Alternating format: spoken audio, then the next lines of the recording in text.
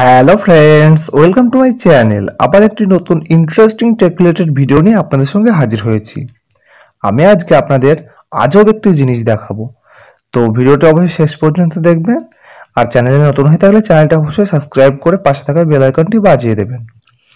তো আপনার মোবাইলে যে গুগল ম্যাপ বলে অ্যাপ্লিকেশনটি আছে ওটা প্রথমে ওপেন করতে হবে।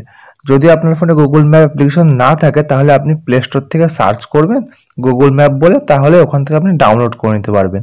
তো ডাউনলোড করার পর আপনি গুগল ম্যাপটি ওপেন করবেন।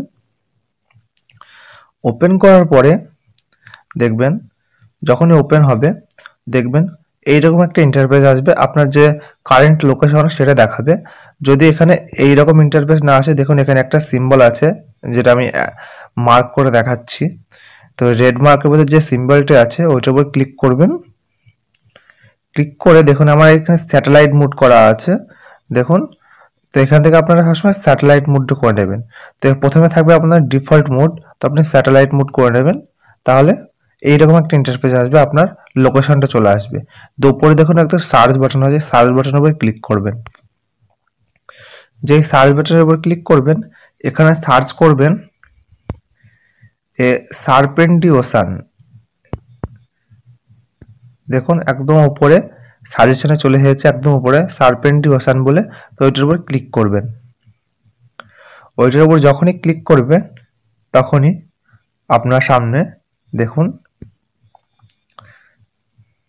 দাঁড়ান, এইরকম একটা ইন্টারফেস আসবে। আসার পরে আপনি একটু জুম করবেন। জুম করার পরে যখনই আপনি জুম করবেন আস্তে আস্তে জুম করে ভিতরে যাবেন।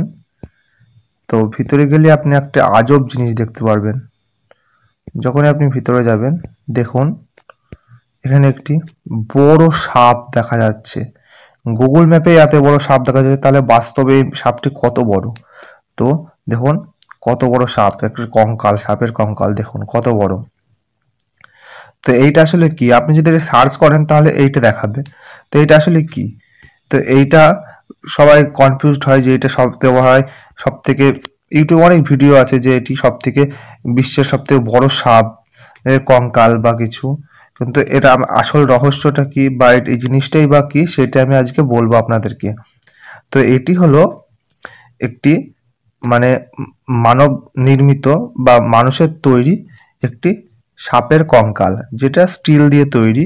এইটি হলো একটি ফ্রান্সের বিচ, ফ্রান্সের যে সমুদ্র সৈকত আছে ওটা হলো ফ্রান্সের সমুদ্র সৈকতে টুরিস্টদের যে দেখার জন্য এটি করেছে। এটি হলো একটা স্থাপত্য, যাতে টুরিস্টরা এখানে এসে মজা পায় বা দেখার কিছু একটা স্থাপত্য করে রেখেছে।